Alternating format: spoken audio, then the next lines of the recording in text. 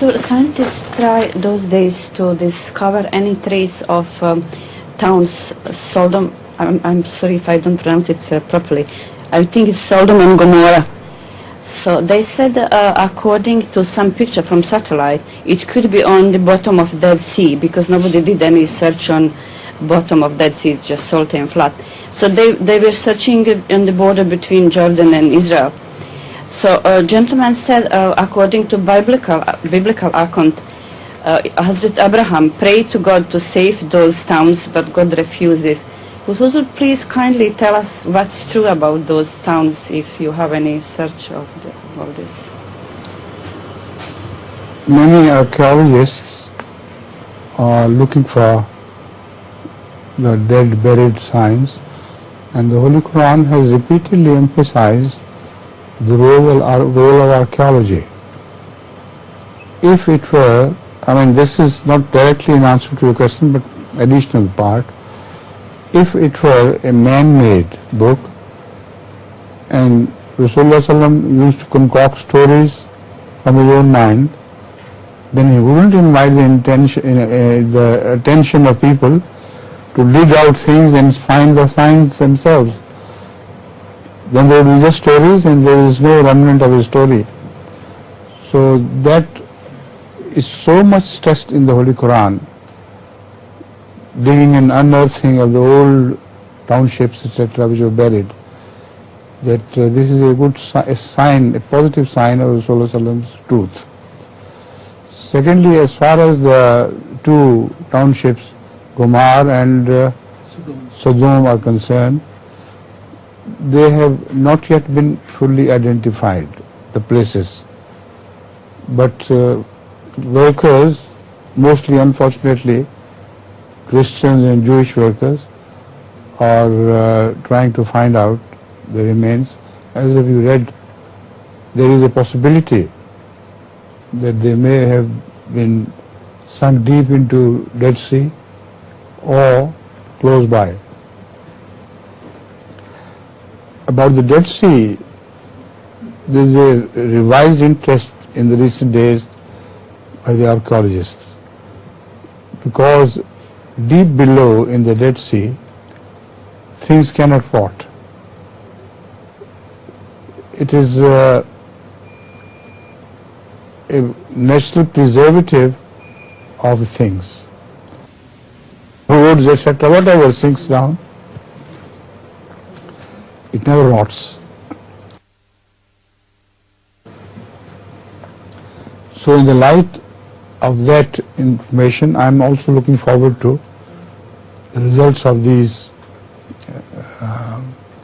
proddings into the past. But as far as the prayer of Abraham is concerned, it was not accepted,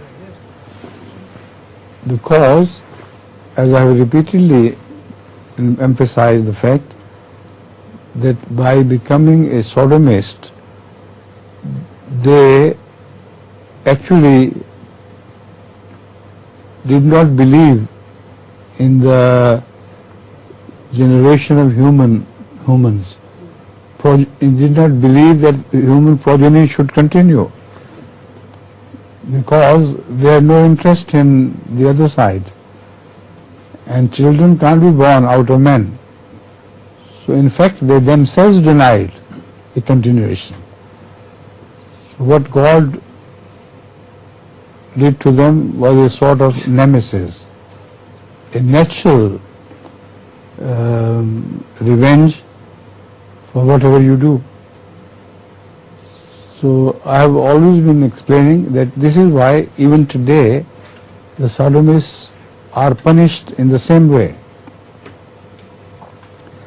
The townships are not buried, or perhaps the entire world will have to be buried. But those who are sodomists, they suffer from a disease which is AIDS. And this disease is a killer disease.